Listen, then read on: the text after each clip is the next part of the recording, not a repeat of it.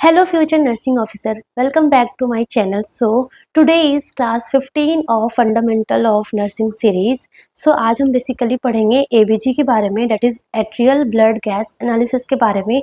And at the end of class like I promise you कि आपको ABG से related जैसे भी MCQ आएगा, जिस तरीके का भी क्वेश्चन एग्जाम में आएगा, आप इजिली सॉल्व कर पाओगे. मतलब जैसा भी ABG आपको मिल जाए आप उसको इजिली इंटरप्रेट कर पाओगे at the end of the class कि ये क्या है, whether it's respiratory alkalosis, acidosis, metabolic, compensatory है, नॉन कंपनसेटरी है, कैसा है, सब कुछ आप एट द एंड बता पाओगे.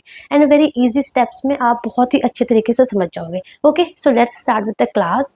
दैट इज, सबसे पहले तो आपको कुछ पता होना चाहिए कि जब हम ABG सैंपल लेते हैं वो कैसे लेना है. ठीक है, सो जो हम ABG जो सैंपल लेते हैं, जो सिरिंज यूज करते हैं, वो सिरिंज जो है वो हिपेरिनाइज्ड होना चाहिए. मतलब क्या है, मतलब ये कि जो सिरिंज हम लेते हैं ना 2 ml और 5 ml, जिससे हमें ABG का सैंपल लेना है, तो उसमें ना हम हिपेरिन लेते हैं एंड उसको फ्लश कर देते हैं. तो हिपेरिन उसमें रखना नहीं होता, जस्ट हम हिपेरिन लेते हैं एंड उसको फ्लश कर देते हैं. सो उसको बोलते हैं हिपेरिनाइज्ड सिरिंज. ठीक है, सो हिपेरिनाइज्ड सिरिंज होना चाहिए सो डैट जो ब्लड है वो क्लॉट ना हो. ब्लड ना क्लॉट हो जाएगा ना अगर हमने उसको हिपेरिनाइज नहीं किया.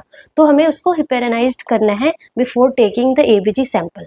First rule is this. Then second is कहाँ से ले सकते हैं, what all are the site for taking the ABG sample. So the first site जो हम लेते हैं that is the radial artery. ठीक है ना, radial artery is the first choice, first priority. सबसे पहले हम रेडियल आर्टरी से ही लेते हैं. रेडियल आर्टरी कौन है, ये जो थंब के साइड जो हम पैल्पेट करते हैं ना, that is radial artery. So radial artery हम पैल्पेट करते हैं, वहां से ले सकते हैं. सेकेंड चॉइस हमारा ब्रेकियल आर्टरी है. ठीक है, अगर रेडियल आर्टरी बाई चांस नहीं मिलता है तो हम ब्रेकियल आर्टरी के थ्रू भी ले सकते हैं. एंड हमारा लिस्ट जो प्रायोरिटी है दैट इज फीमोरल आर्टरी. जो फीमोरल आर्टरी है ना that is the least priority, सबसे लास्ट में देखते हैं. क्यों? क्योंकि यहाँ पे फर्स्ट ऑफ ऑल यहाँ पे जो इन्फेक्शन के चांसेस ज़्यादा होता है, क्योंकि पेरिनियल के जस्ट क्लोज होता है ना. एंड थ्रोम्बोसिस के चांसेस भी होता है, इसलिए हम फीमोरल आर्टरी को लास्ट में प्रेफर देते हैं. पहले हम रेडियल आर्टरी देखते हैं, नहीं मिलता है तो हम ब्रेकियल देखते हैं, जब वो भी नहीं मिलता तो हम फीमोरल देखते हैं. ठीक है, then the third thing is कि जब हम रेडियल आर्टरी से जब हम सैंपल लेते हैं तो सैंपल लेने से पहले हमें एक टेस्ट परफॉर्म करना होता है जिसको बोलते हैं एलेन्स टेस्ट. एलेन्स टेस्ट हम परफॉर्म करते हैं before taking the sample from radial artery. Others नहीं, ब्रेकियल या फिमोरल नहीं, ओनली अगर आप रेडियल आर्टरी से ब्लड ले रहे हो तो आपको एलेन्स टेस्ट परफॉर्म करना होगा. मतलब क्या होता है, मतलब ये होता है कि हम जब एलेन्स टेस्ट से हम क्या करते हैं, फर्स्ट ऑफ ऑल ये कि एलेन्स टेस्ट से हम पता करते हैं कि जो to assess the collateral circulation और potency of the ulnar artery. देखो मतलब क्या होता है ना कि ये जो हमारा पाम है, यहाँ से हमारा रेडियल आर्टरी जा रहा है, थंब के साइड से रेडियल आर्टरी आ रहा है, यहाँ से हमारा, यहाँ पे भी पैल्पेट करोगे ना तो आपको अल्नर आर्टरी का फील होगा. ठीक है, यहाँ से अल्नर आर्टरी जा रहा है. ठीक है, ये दोनों मिलके हमारे पूरे पाम को सप्लाई कर रहे हैं. ठीक है, सो हमने रेडियल आर्टरी से हम सैंपल ले रहे हैं तो हमने रेडियल आर्टरी को पंक्चर कर दिया. बट लेट्स सपोज अगर अल्नर आर्टरी की पेटेंसी नहीं है, वो प्रॉपर सप्लाई नहीं दे रहा है पाम को, तो हमने अगर हम रेडियल आर्टरी को पंक्चर कर देंगे तो यहाँ पे ब्लड सप्लाई लैक हो सकती है ना. इसलिए हम ये देखते हैं कि पहले ये अल्नर आर्टरी प्रॉपर हमारे पाम को सप्लाई कर रहा है कि नहीं कर रहा है ना. इसलिए हम जब भी रेडियल आर्टरी से सैंपल लेते हैं तो पहले हम एलेन्स टेस्ट करते हैं. कैसे करते हैं, हम पेशेंट को बोलते हैं कि फिट लाइक जो हमारा पाम है उसको ऐसे करके क्लेंच करो, तेजी की क्लेंच करो. और जो दूसरा जो एग्जामिनर होता है वो रेडियल आर्टरी पैल्पेट करता है और अल्नर आर्टरी पैल्पेट करता है. दोनों को पैल्पेट करने के बाद दोनों को कंप्रेस कर देता है, दोनों जो आर्टरी है ना उसको कंप्रेस कर देता है और पेशेंट को ऐसे ऐसे करने बोलता है. तो देखो अगर मैं दोनों को कंप्रेस कर दूंगी, दोनों आर्टरी को, और ऐसे करके जब मैं ऐसे करूंगी तो ये जो पूरा मेरा पाम है ना एकदम पेल हो जाएगा, क्योंकि हमें कुछ भी ब्लड सप्लाई नहीं होगा है ना, क्योंकि मैंने रेडियल आर्टरी को भी कंप्रेस कर दिया है और अल्नर आर्टरी को भी कंप्रेस कर दिया है. उसके बाद हम क्या करते हैं, हम सिर्फ अल्नर आर्टरी को ओपन करते हैं. अल्नर आर्टरी पे जो हमने प्रेशर लगा रखा था वो ओपन करेंगे, रेडियल आर्टरी पे अभी प्रेशर रखेंगे. ठीक है, जैसे ही आप अल्नर आर्टरी का प्रेशर रिलीज करोगे तो क्या होगा, विद इन 5 सेकेंड में, विद इन 3 to 5 सेकेंड में आपका पाम है वो रेड हो जाएगा. इट मीन्स क्या है कि ब्लड सप्लाई हो रही है, मतलब अल्नर आर्टरी जो है वो प्रॉपर ब्लड सप्लाई कर रहा है ना. इट मीन्स कि आप अल्नर जो रेडियल आर्टरी है उसको पंक्चर कर सकते हो. यही हुआ ना. सो एलन टेस्ट हम क्यों परफॉर्म करते हैं, to assess the collateral circulation और पोटेंसी ऑफ अल्नर आर्टरी. ठीक है ना. तो अब अगर आपसे पूछे कि एलन टेस्ट ABG सैंपल लेने से पहले कौन सा टेस्ट परफॉर्म करना होता है, so that is Allen test. कब, जब हम रेडियल आर्टरी से ABG लेते हैं. एलन टेस्ट क्यों परफॉर्म करते हैं? To assess the collateral circulation और potency of the ulnar artery. ये बात आपको समझ में आ गई? आ गई, ठीक है। उसके बाद एबीजी सैंपल लेने से पहले आप कुछ पैरामीटर्स पता होना चाहिए। क्या पैरामीटर्स पता होना चाहिए? सबसे पहले आपको कुछ वैल्यूज आपके एकदम टिप ऑफ टंग पे होना चाहिए, आपको एकदम अच्छे से लर्न होना चाहिए, ठीक है। वो सारे वैल्यूज क्या है? फर्स्ट ऑफ ऑल पीएच, कि नॉर्मल पीएच कितना होता है, सबको पता है हमारे ब्लड का नॉर्मल पीएच कितना है, that is 7.35 to 7.45 is the normal pH of our blood, ठीक है। सो ये वैल्यू आपको एकदम रट्टा होना चाहिए। सेकेंड है PaCO2, मतलब कि पार्शियल प्रेशर ऑफ CO2, उसकी नॉर्मल वैल्यू कितनी होती है? 35 टू 45 mm ऑफ Hg। ये क्यों इंपॉर्टेंट है? ये हमारा रेस्पिरेटरी डिटर्मिनेंट है। क्या होता है कि अगर जो हमारा PaCO2 है 35 टू 45 है, और CO2 क्या होता है? CO2 जो है वो एसिडिक है, CO2 गैस तो है बट कौन सा है? एसिड होता है। तो अगर PaCO2 जो है अगर 35 से कम होगा, 35 से कम होगा मतलब क्या? एसिड कम है, तो मतलब कि एल्कलोसिस कंडीशन हो रही है बॉडी में, ठीक है ना। मतलब PaCO2 अगर 35 से कम है, इसका मतलब क्या है? एल्कलोसिस है, बेस ज़्यादा बन रहा है ना। अगर PaCO2 45 से ज़्यादा है, इसका मतलब क्या है? एसिडिक है, ठीक है ना, एसिडोसिस हो रहा है। आई बात समझ में? इसलिए 35 टू 45 अगर इट मीन्स नॉर्मल है, ना एसिड है ना बेस है। 35 से कम है मतलब एल्कलोसिस है, 45 से ज़्यादा है इट मीन्स एसिडोसिस है, ठीक है। तीसरा हमारा है बाइकार्बोनेट। बाइकार्बोनेट की नॉर्मल वैल्यू कितनी है? 22 से 27 मिली इक्विवेलेंट पर लीटर, ठीक है। एंड जैसे हमारा PaCO2 क्या बता रहा था? रेस्पिरेटरी डिटर्मिनेंट है, वैसे ही जो बाइकार्बोनेट है ना वो हमारा मेटाबॉलिक डिटर्मिनेंट है। मतलब हम बोलते हैं ना मेटाबॉलिक एसिडोसिस है कि मेटाबॉलिक अल्कलोसिस है, वो किस पे डिपेंड करता है? वो डिपेंड करता है हमारा बाइकार्बोनेट पे, ठीक है ना। बाइकार्बोनेट कैसा होता है? बेसिक होता है। तो अगर बाइकार्बोनेट 22 से कम होगा इट मीन्स क्या हो रहा है? अगर बाइकार्बोनेट अगर 22 से अगर कम है इट मीन्स क्या हो रहा है? एसिडोसिस कंडीशन हो रखा है, मतलब कि मेटाबॉलिक एसिडोसिस हो रखा है। एंड अगर बाइकार्बोनेट अगर 27 से ज़्यादा इट मीन्स क्या हो रहा है? मेटाबॉलिक एल्कलोसिस हो रखा है, ठीक है। सो इसलिए वैल्यूज आपको पता होना चाहिए। अगर 22 से 27 के बीच में इट मीन्स ये नॉर्मल है, ठीक है। उसके अलावा पार्शियल प्रेशर ऑफ ऑक्सीजन हमारे बॉडी में होना चाहिए 80 to 100 mm of Hg, and oxygen का जो सैचुरेशन है वो होना चाहिए 94 टू 100, ठीक है। सो ये वैल्यूज आप लर्न कर लो। कुछ कुछ एग्जाम में तो इस वैल्यू ही सिंपल पूछ लेते हैं कि नॉर्मल PaCO2 कितना बॉडी में होना चाहिए, नॉर्मल पीएच हमारा ब्लड का कितना होता है, तो यही पूछ लेते हैं। तो ये आपको normal values first of all पता होना चाहिए, okay. Then second thing is कि the most accurate method of evaluating the effectiveness of oxygen therapy is ABG। मतलब कि लेट्स सपोज पेशेंट जो है वो हाइपोक्सिया में जा रहा था, उसको हमने इंट्यूबेट कर दिया, हमने एंडोट्रेकियल ट्यूब लगा दिया, इंट्यूबेट कर दिया, वेंटिलेटर पे डाल दिया। अब हमें चेक करना है कि पेशेंट का सैचुरेशन सब कुछ सही आ रहा है, बट हमें देखना है कि पेशेंट इफेक्टिवनेस है, उसका ऑक्सीजन जो भी हम ऑक्सीजन दे रहे हैं वो पेशेंट के लिए इफेक्टिव है या नहीं है। तो हम क्या करवाते हैं? हम ABG करवाते हैं।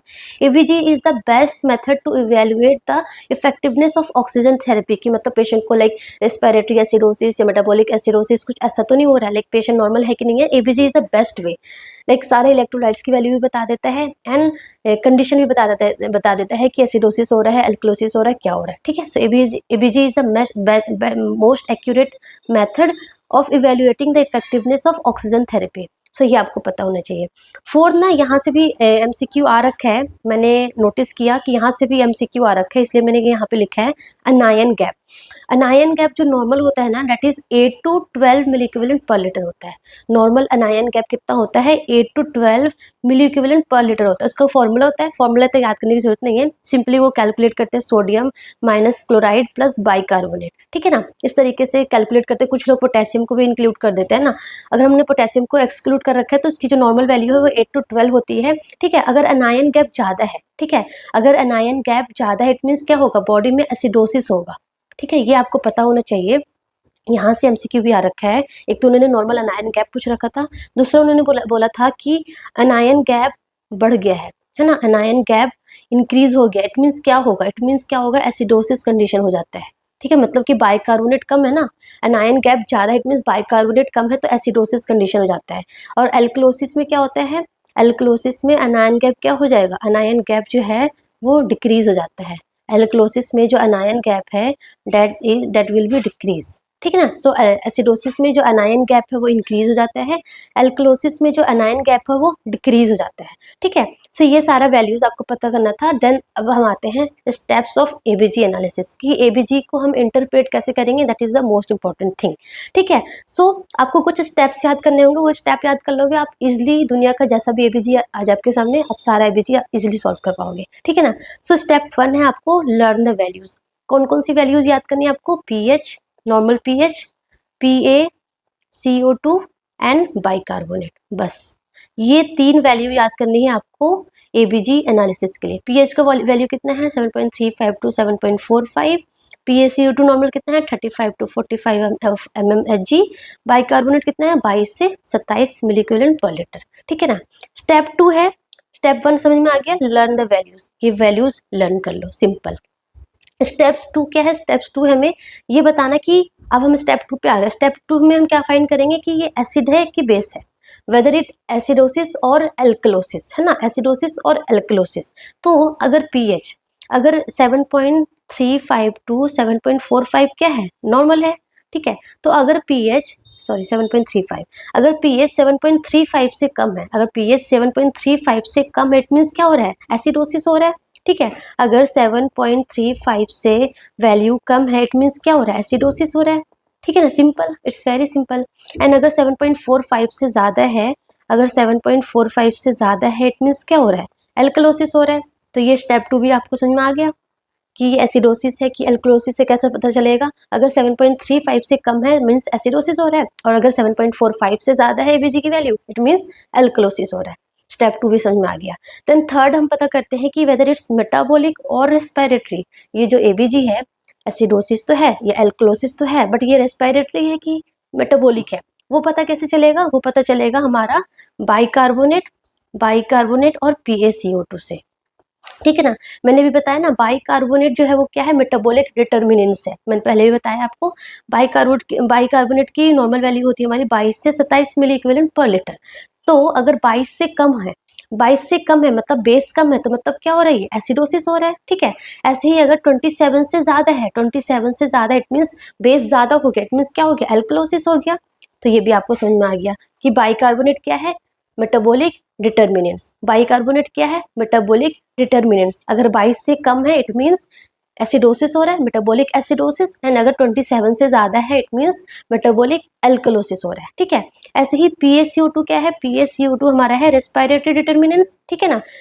हमें अगर पता करना हो कि जो ये एबीजी है वो रेस्पिरेटरी एल्कलोसिस है या फिर रेस्पिरेटरी वो एसिडो एल्कलोसिस है या एसिडोसिस है, तो हम किससे पता करेंगे? हम पता करेंगे PaCO2 से। सो PaCO2 की नॉर्मल वैल्यू कितनी है? 35 टू 45। अगर 35 से कम है मतलब कि एसिड कम है, मतलब क्या हो रहा है? मतलब हो रहा है रेस्पिरेटरी एल्कलोसिस। कब? जब अगर 35 से कम है। अगर हमारा PaCO2 अगर 35 से कम है, इट मीन्स रेस्पिरेटरी एल्कलोसिस हो रहा है। ठीक है, एंड अगर 45 से ज्यादा है, अगर 45 से ज्यादा है, इट मीन्स क्या हो रहा है? रेस्पिरेटरी एल्कलोसिस हो रहा है। 45 से ज्यादा इट मीन्स क्या हो रहा है? रेस्पिरेटरी एसिडोसिस हो रहा है। ठीक है, सो अगर 35 से कम होगा, इट मीन्स रेस्पिरेटरी एल्कलोसिस है, एंड अगर 45 से ज्यादा है, इट मीन्स रेस्पिरेटरी एसिडोसिस है। तो आपको ये 3 स्टेप्स में आ गए। First of all you have to learn the values.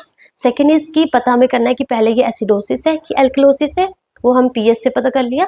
Then third step है कि आइदर इट्स मेटाबॉलिक और रेस्पिरेटरी, ये हमने बाइकार्बोनेट एंड PaCO2 से पता कर लिया। ठीक है, देन स्टेप 4 में हमारा आता है कि ये कंपनसेटरी है कि नॉन कंपनसेटरी है। ठीक है ना, कॉम्पनसेटरी है कि नॉन कॉम्पनसेटरी है। पहले हम ये समझते हैं कि कॉम्पनसेटरी क्या होता है, नॉन कॉम्पनसेटरी क्या होता है। सो कॉम्पनसेटरी का मतलब क्या है?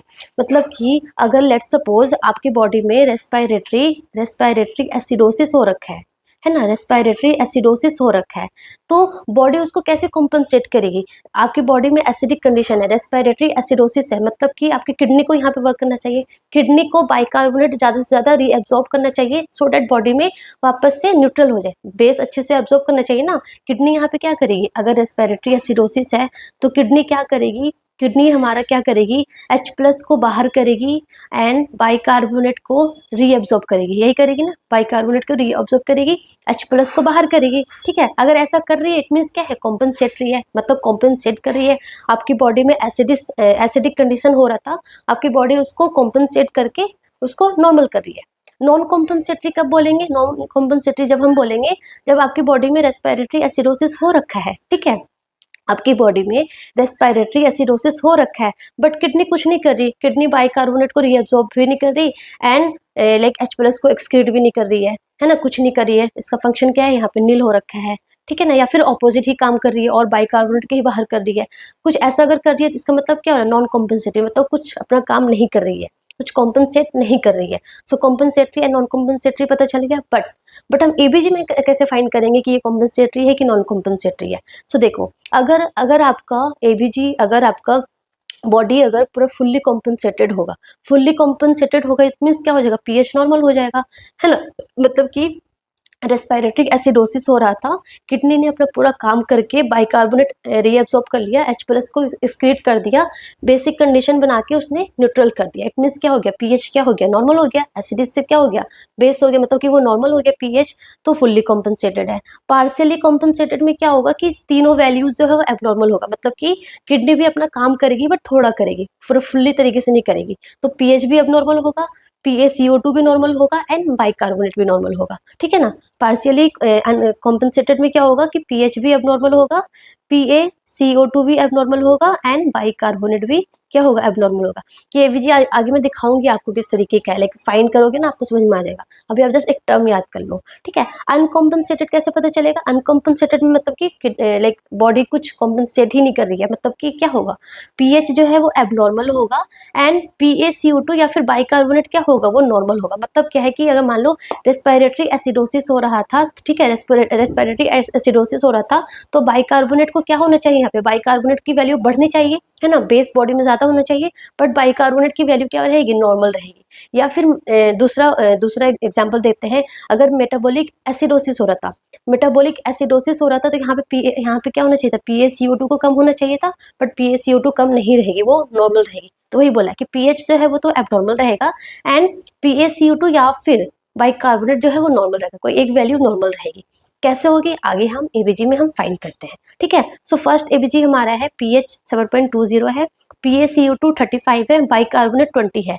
तो हमें फाइंड करना है ये एबीजी क्या है, whether it's metabolic, respiratory acidosis, alkalosis, compensatory, non compensatory क्या है, ठीक है। सो हम देखो, हमने फर्स्ट स्टेप से स्टार्ट करना है, फर्स्ट स्टेप से हमने स्टार्ट करना है। हम एक कॉलम बनाते हैं, ये मैं कॉलम इसलिए बना रही हूँ सो डैट आपको ना इजी हो, स्टार्टिंग में थोड़ा टाइम लगेगा, फिर ये माइंड में बना लोगे। ये एसिड, नॉर्मल, बेस, तो पीएच हमारा 7.20 है, 7.35 टू 7.45 नॉर्मल होता है, ठीक है।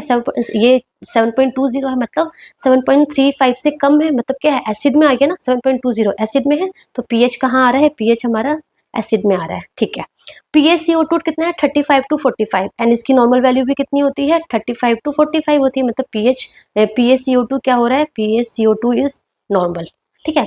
बाइकार्बोनेट की वैल्यू कितनी होती है? 22 से 27 मिलीक्यूलन पर लीटर नॉर्मल होती है। ये कितना है? 20 है, मतलब 22 से कम है, मतलब ये क्या है? एसिड है, तो ये भी हमारा बाइकार्बोनेट भी किस में आएगा? हमारा एसिड में आएगा। तो ये कौन सी एबीजी होगा? देखो, पीएच हमारा एसिड में आ रहा है, मतलब एसिडोसिस तो है, एसिडोसिस तो है।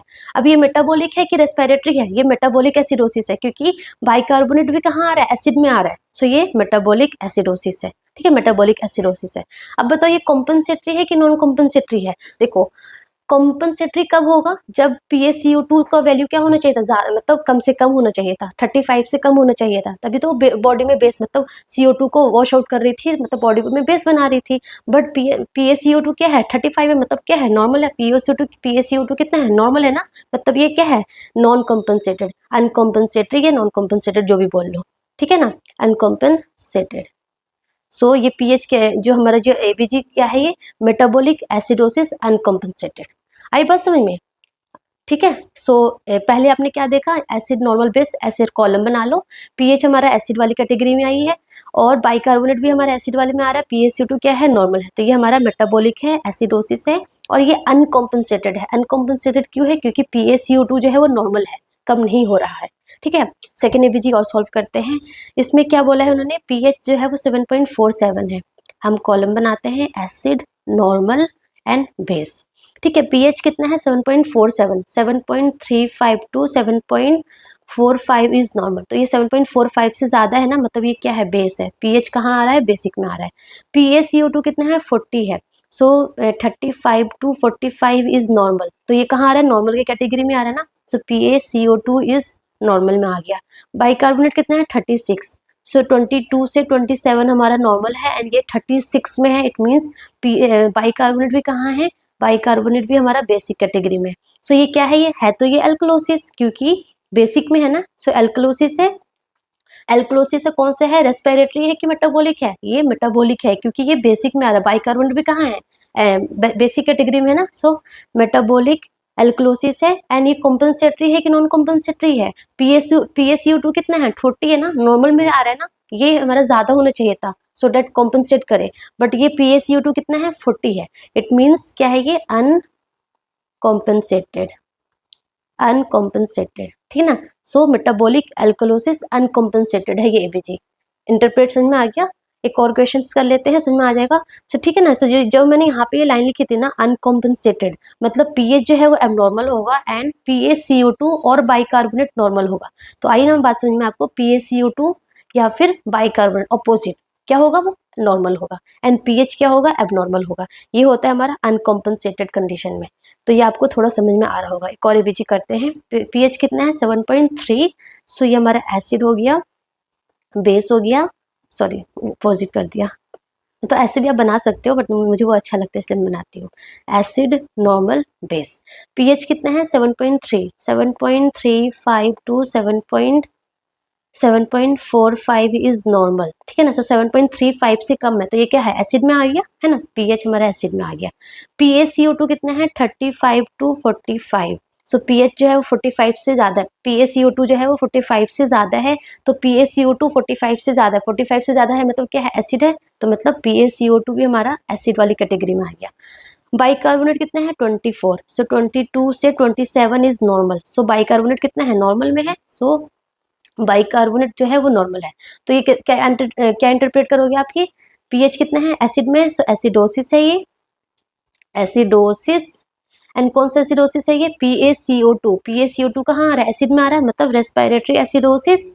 और बाइकार्बोनेट कितना है, नॉर्मल है। इट मीन्स क्या है, ये अनकॉम्पनसेटेड, अनकॉम्पनसेटेड, ठीक है ना। सो ये रेस्पिरेटरी एसिडोसिस अनकॉम्पनसेटेड है। आई बस समझ में। सो ये हमारा था अनकॉम्पनसेटेड के लिए। सो अनकॉम्पनसेटेड से रिलेटेड मैंने आपको 3 एबीजी करवाया है, 1, 2 एंड 3। आपको समझ में आ गया होगा कि अनकॉम्पनसेटेड एंड कॉम्पनसेटेड या पार्सली कॉम्पनसेटेड कैसे बोलेंगे। सो अनकॉम्पनसेटेड को तो आपको समझ में आ गया, ठीक है ना। दूसरा हमारा है कि अगर एबीजी कॉम्पनसेटेड होगा, कॉम्पनसेटेड होगा इट मीन्स क्या हो जाएगा, पीएच जो है वो क्या हो जाएगा, नॉर्मल हो जाएगा। अगर एबीजी मतलब अगर आपकी बॉडी, जो भी आपकी बॉडी में जो कंडीशन हो रहा है, वेदर इट्स एल्कलोसिस या फिर एसिडोसिस, आपकी बॉडी कॉम्पनसेट करेगी तो मतलब क्या हो कर देगी, पीएच नॉर्मल कर देगी ना। कॉम्पनसेट करके, लड़ाई करके, बॉडी में लड़ झगड़ के मतलब चीज़ों को नॉर्मल कर रही है, पीएच नॉर्मल आ रहा है। तो कॉम्पनसेटेड एबीजी में पीएच क्या होता है, नॉर्मल होता है, ठीक है ना। सो पीएच नॉर्मल होगा तो हम कैसे पता करेंगे कि ये लाइक रेस्पिरेटरी है कि मेटाबॉलिक है ना। तो हम कैसे पता करेंगे कि ये रेस्पिरेटरी एल्कलोसिस था या मेटाबॉलिक एल्कलोसिस है, क्या है। सो हम क्या करते हैं, जो हमारा नॉर्मल एबीजी है, जो हमारा नॉर्मल जो वैल्यू है, दैट इज 7.35 टू 7.45, यही होता है हमारा नॉर्मल पीएच, है ना। नॉर्मल पीएच कितना है, 7.35 टू 7.45। सो हम बीच वाला लेते हैं, 7.40, ठीक है ना। हम 7.40 लेते हैं नॉर्मल, हम इसको यहाँ पे नॉर्मल मानते हैं, ठीक है ना, फॉर कॉम्पनसेटेड एबीजी। आगे मैं एबीजी करवाऊंगी, क्वेश्चंस करवाऊंगी तो समझ में आपको आएगा। तो 7.40 को हमने नॉर्मल मार्क कर लिया। अब 7.40 से अगर कम होगा ना, 7.40 से कम होगा तो हम उसको मानेंगे कि ये एसिड वाला कैटेगरी में आ गया। एंड अगर 7.40 से ज़्यादा होगा तो हम उसको बेस वाली कैटेगरी में मानेंगे, ठीक है ना। आपको अभी समझ में नहीं आ रहा होगा मैं क्या बोल रही हूँ, आगे जब हम क्वेश्चंस करेंगे तो समझ में आ जाएगा, समझ में आपको आ जाएगा कि 7.35 टू 7.45 इज नॉर्मल। 7.40 को आपने नॉर्मल वाली कैटेगरी में मान लिया, उसको एक लाइक बेंच मार्क मान लिया। एंड अगर 7.40 से कम होगा तो उसको हम बोलेंगे स्लाइटली एसिडिक। एंड अगर 7.40 से ज़्यादा होगा तो हम उसको बोलेंगे स्लाइटली बेसिक, ठीक है। कैसे आगे करते हैं, सो देखो ये हमारा जो पीएच है वो 7.26 है, 7.26 है। हम वो कॉलम बनाते हैं, एसिड, बेस एंड नॉर्मल, ठीक है।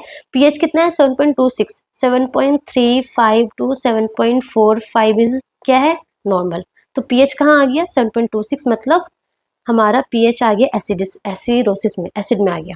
PaCO2 कितना है 30, 35 टू 45 क्या होता है नॉर्मल होता है, तो 35 से कम है, 35 से कम है मतलब क्या है, ये बेस में आ गया ना। PaCO2 क्या है बेसिक हो गया, क्योंकि CO2 एसिडिक होता है, तो 35 से कम हो रहा है, तो PaCO2 कहाँ आ गया, PaCO2 जो है हमारा बेस में आ गया। बाइकार्बोनेट हमारा होता है 22 से 27 नॉर्मल, सो ये 22 से कम है मतलब 17 है, तो मतलब क्या ये भी एसिड में आ गया, तो बाइकार्बोनेट कितना हो गया हमारा, बाइकार्बोनेट हमारा एसिड में आ गया। तो ये कौन सी ABG है, तो ये हमारा एसिड। पीएच कहाँ है, पीएच हमारा एसिड में आ रहा है ना, तो ये एसिडोसिस है। अब कौन सा एसिडोसिस है, of course it is metabolic acidosis, है ना, मेटाबॉलिक एसिडोसिस। अब बताओ ये कॉम्पेंसेटरी है, अनकॉम्पेंसेटरी है ये, या कॉम्पेंसेटरी है, ठीक है। सो देखो ये कॉम्पेंसेट तो कर रही है, पीएच जो हमारा जो वैल्यू है वो मेटाबॉलिक एसिडोसिस हो रहा है, ठीक है, मेटाबॉलिक एसिडोसिस हो रहा है। इट मींस जो PaCO2 है ना वो कम तो हो रहा है, बट इतना कम नहीं हो पाया कि ABG को नॉर्मल कर दे, है ना, मेटाबॉलिक एसिडोसिस को बिल्कुल ही खत्म कर दे, इतना नॉर्मल नहीं हो पाया, but yes it is working. जो आपका लंग्स है वो वर्किंग है, वो CO2 को बाहर एक्सहेल कर रहा है, CO2 को वॉश आउट तो कर रहा है, बट इतना कर नहीं पाया कि वो पीएच को नॉर्मल कर दे, but still it is working, है ना, तभी तो PaCO2 बेसिक वाली कैटेगरी में है। So it is partially compensated. आई बस में ये क्या है, पार्शियली कॉम्पनसेटेड है। मैंने इसको अनकॉम्पनसेटेड क्यों नहीं बोला, क्योंकि ये हमारा बेसिक वाली कैटेगरी में है, ये नॉर्मल नहीं है। अगर PaCO2 अगर नॉर्मल में आता तो ये अनकॉम्पनसेटेड होता, ठीक है, बट यहाँ पे और कॉम्पनसेटेड क्यों नहीं बोला, कॉम्पनसेटेड इसलिए नहीं बोला क्योंकि ये जो पीएच है ना ये नॉर्मल नहीं आया, पीएच कहाँ आ रहा है 7.35 से कम है ना। अगर 7.35 टू 7.45 के बीच में होता तब हम बोलते कि yes pH is normal, it means it is fully compensated. ये फुल्ली कॉम्पनसेटेड नहीं है और अनकॉम्पनसेटेड भी नहीं है, ये है partially partially compensated. Partially compensated कब बोलेंगे, जब PaCO2 है वो मतलब वैल्यू जो है वो एबनॉर्मल होगी, बट यस इतना मतलब कॉम्पनसेट कर नहीं पाएगी कि वो पीएच को नॉर्मल कर दे, ठीक है ना। सो जो मैंने लाइन लिखा था यहाँ पे for partially compensated if all 3 values are abnormal, तीनों वैल्यूज जो है वो एबनॉर्मल होगी। एंड यहीं पे यही वाला कंडीशन हो रहा है, देखो पीएच भी एबनॉर्मल है, PaCO2 भी एबनॉर्मल है, एंड बाइकार्बोनेट भी क्या है एबनॉर्मल है। If all 3 values are abnormal it means it is partially compensated, ठीक है। एक और ABG करते हैं फिर थोड़ा और समझ में आ जाएगा, ठीक है। एसिड बेस नॉर्मल, पीएच कितना है 7.30, नॉर्मल कितना है 7.35 टू 7.45, सो 7.35 से कम है ना, so it is in acid category. Bicarbonate कितना है, सॉरी PaCO2 कितना है 56, so 35 to 45 is normal, more than 45 मतलब ये कितना है एसिड, ये भी हमारा एसिडोसिस हो रहा है, सो PaCO2 भी हमारा एसिडोसिस में हो गया। बाइकार्बोनेट की वैल्यू कितनी होती है 22 से 27 हमारा नॉर्मल होता है, सो ये 27 से ज़्यादा है मतलब 30 है, तो ये बेसिक में आ गया। सो बाइकार्बोनेट भी कहाँ है, बेसिक में आ रहा है। सो ये है क्या, ये तो है हमारा एसिडोसिस। कौन सा एसिडोसिस है, ये हमारा है रेस्पिरेटरी एसिडोसिस, क्योंकि PaCO2 भी हमारे एसिड वाली कैटेगरी में है, सो रेस्पिरेटरी एसिडोसिस है। और ये जो है वो अनकॉम्पनसेटेड नहीं है, क्योंकि बाइकार्बोनेट भी क्या हो रहा है, बाइकार्बोनेट इंक्रीज हो रहा है बॉडी में, रेस्पिरेटरी एसिडोसिस हो रहा था ना, इसके रिस्पॉन्स में किडनी क्या कर रही है, बाइकार्बोनेट को रीएब्जॉर्ब कर रही है, तभी तो बाइकार्बोनेट की वैल्यू बढ़ रही है, ठीक है। बट पीएच नॉर्मल नहीं आया, it means it is partially compensated. आई बस में मतलब कि तीनों वैल्यूज क्या है एबनॉर्मल है, बाइकार्बोनेट भी एबनॉर्मल है, PaCO2 भी एबनॉर्मल है, एंड पीएच भी क्या है एबनॉर्मल है। It means it is respiratory acidosis partially compensated, ठीक है ना। मैं सच्ची कह रही हूँ, आपको दुनिया का जैसा भी ABG मिल जाए आप बहुत इजीली सॉल्व कर पाओगे अगर आप ये सारे स्टेप्स को फॉलो कर लोगे तो, ठीक है। अब हम एक और क्वेश्चन करते हैं। पीएच हमारा कितना है, एसिड हो गया, बेस हो गया, एंड दिस इज नॉर्मल, ठीक है। पीएच कितना है 7.43, 7.35 टू 7.45 इज नॉर्मल। PaCO2 जो है वो 35 से 45 नॉर्मल है, एंड बाइकार्बोनेट जो है वो 22 से 27 नॉर्मल है, ठीक है। सो पीएच कितना है 7.43 है, तो देखो 7.35 टू 7.45 होगा वो क्या होता है नॉर्मल है, मतलब पीएच तो नॉर्मल है, बट मैंने आपको क्या बताया था फुल्ली कॉम्पनसेटेड एबीजी हम जो बेंचमार्क मानेंगे वो हम मानेंगे 7.40 को, क्योंकि एबीजी तो नॉर्मल है तो हमें तो बताना है ना ये लाइक रेस्पिरेटरी है, मेटाबॉलिक है, क्या है, एसिडोसिस है कि अल्कलोसिस है। सो ये हमारा 7.35 हो गया, ये हमारा 7.45 हो गया, एंड 7.450 को हम क्या मानेंगे, बेंचमार्क मानेंगे। तो ये कितना आ रहा है, 7.43 आ रहा है ना, मतलब 7.40 से ज़्यादा आ रहा है, मतलब कि अगर 7.40 से ज़्यादा आएगा इट मीन्स ये क्या है, बेसिक है। सो पीएच हमारा बेसिक में आ गया। PaCO2 कितने हैं, 30 है। PaCO2 30 मतलब 35 से कम है, मतलब ये भी क्या है, बेसिक में है। सो PaCO2 also is basic. Bicarbonate कितना है, 20 है, मतलब 22 से कम है, 22 से कम है, इसका मतलब क्या है, ये हमारा एसिड है। सो बाइकार्बोनेट हमारा किस में है, एसिड में है। सो ये क्या है हमारा, ये हमारा है एल्कलोसिस है। एल्कलोसिस तो है, कौन सा एल्कलोसिस है, ये हमारा रेस्पिरेटरी एल्कलोसिस है। क्यों, क्योंकि PaCO2 भी बेसिक वाली कैटेगरी में है। सो ये हमारा रेस्पिरेटरी एल्कलोसिस है। अब बताओ ये अनकॉम्पेंसेटेड है, नो, बिल्कुल भी not at all. Partially compensated है, नो, क्योंकि पीएच कितना हो गया, पीएच नॉर्मल आ गया ना, तो ये पार्शियली कॉम्पेंसेटेड भी नहीं है। ये क्या है, it is fully compensated. Body जो है वो फुल्ली कॉम्पेंसेट करके एवीजी को नॉर्मल कर दिया। यही मैं आपको इतनी देर से बता रही थी कि फॉर फुल्ली कॉम्पेंसेटेड पीएच क्या हो जाएगा, नॉर्मल हो जाएगा, एंड ये दोनों वैल्यू क्या होगी, अब नॉर्मल होगी। आई बस समझ में। सो ये क्या हो गया, रेस्पिरेटरी एल्कलोसिस फुल्ली कॉम्पेंसेटेड। एक और हम एमसीक्यू करते हैं सो डेट आपका डाउट एकदम क्लियर हो जाए, ठीक है। सो हमारा एसिड हो गया, बेस हो गया, नॉर्मल हो गया। पीएच कितना है, 7.43 है ना, अगेन 7.35 टू 7.45 नॉर्मल। बेंचमार्क हम 7.40 को मानते हैं। सो 7.40 से ज़्यादा है ना, इट मीन्स ये बेस में है। तो पीएच कितना आ गया, पीएच हमारा बेसिक में है। PaCO2 कितना है, 50 है। 35 to 45 is normal, more than 45 मतलब ये कितना है, एसिड में आ गया ना ये। तो PaCO2 जो है वो हमारा एसिड में है। बाइकार्बोनेट कितना है, 40 है। 40 मतलब 22 से 27 इज नॉर्मल, सो 27 से ज़्यादा है तो बाइकार्बोनेट भी किस में है, हमारा बेसिक में है। सो बाइकार्बोनेट भी हमारा बेसिक में है। तो ये कौन सा एबीजी होगा, ये तो होगा एल्कलोसिस। एल्कलोसिस होगा, कौन सा एल्कलोसिस है, इट इज बाइकार्बोनेट किस में है, बेसिक वाले में है। So it is metabolic alkalosis, and ये क्या है, फुल्ली कॉम्पनसेटेड, क्योंकि पीएच क्या हो गया है, नॉर्मल हो गया। सो इट इज फुल्ली कॉम्पनसेटेड।